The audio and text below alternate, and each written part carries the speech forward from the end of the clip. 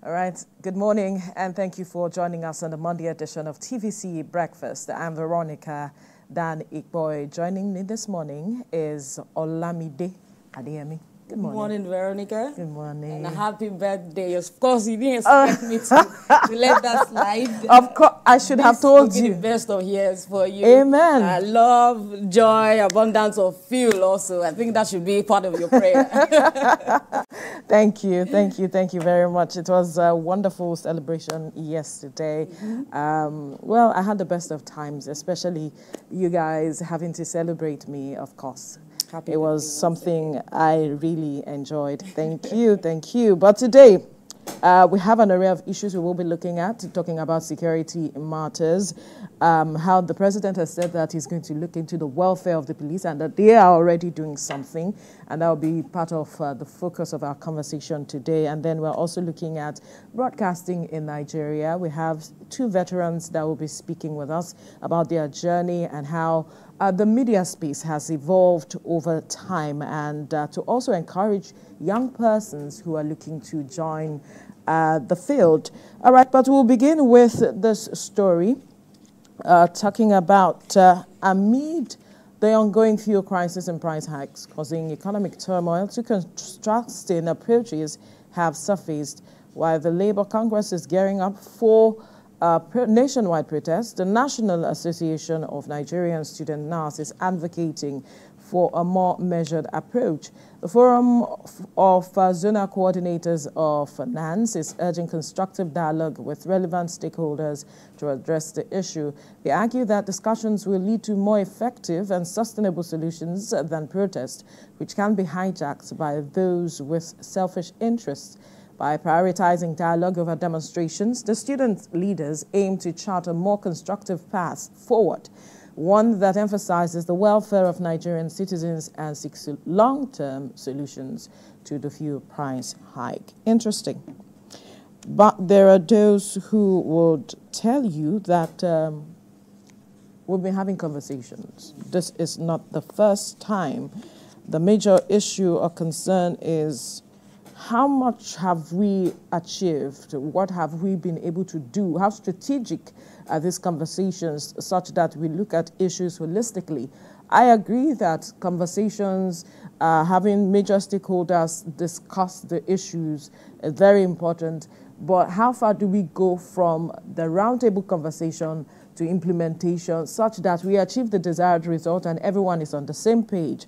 Recall some point the NLC came out to say that the government reneged on its agreement rather that they had with government, because we recall that there was back and forth with regards to this having conversations, but now NLC has come out to say government reneged. I mean, for this fuel issue, we possibly may not have been here if the Minister of State for Petroleum Resources, who promised that there will be fuel by the end of this week, probably this week or last? That would have been this week. Okay. That would have been last week. That was during the weekend. He promised that there will be fuel in abundance, but I don't know if you actually got fuel while coming in. I parked my car actually, because so many persons, I still met them on the queue while coming in, and so most times when we throw out, the option of constructive dialogue, of course, the situation is not really palatable for so many Nigerians at this point. And so a hungry man is an angry man.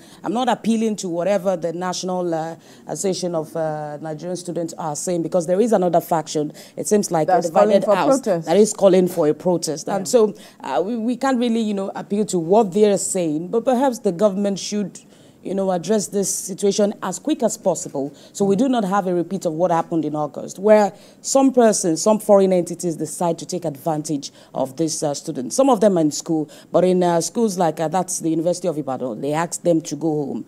And this National Association perhaps has the power to mobilize students, and so they are not mobilized for negative benefits, negative actions to the country. So these are factors that we should address. So many persons are complaining that perhaps if it is increased, the price of fuel is increased, then there should be increased availability, to balance demand and supply. Balance demand and supply. So many market forces at play at this time.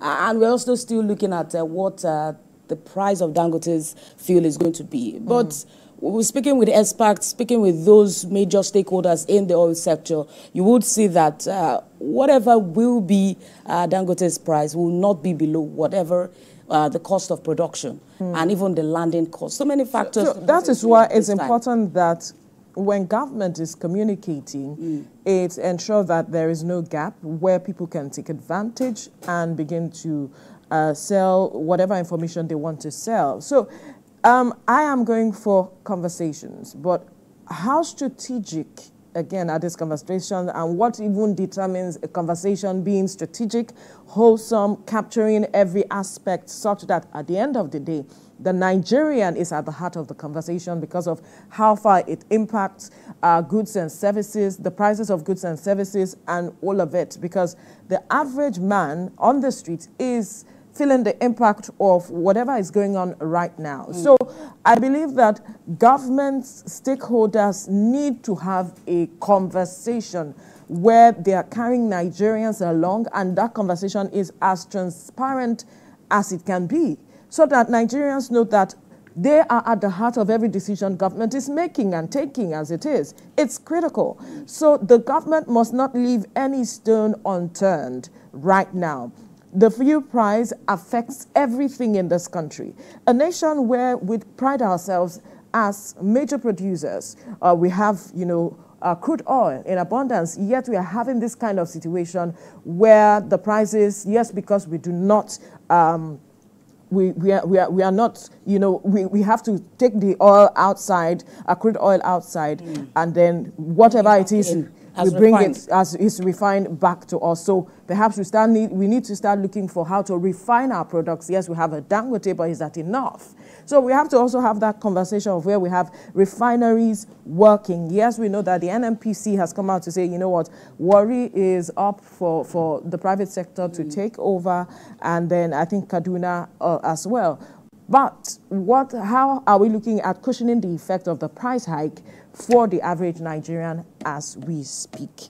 All right, we have to leave the conversation here right now and quickly bring you the news update. The federal government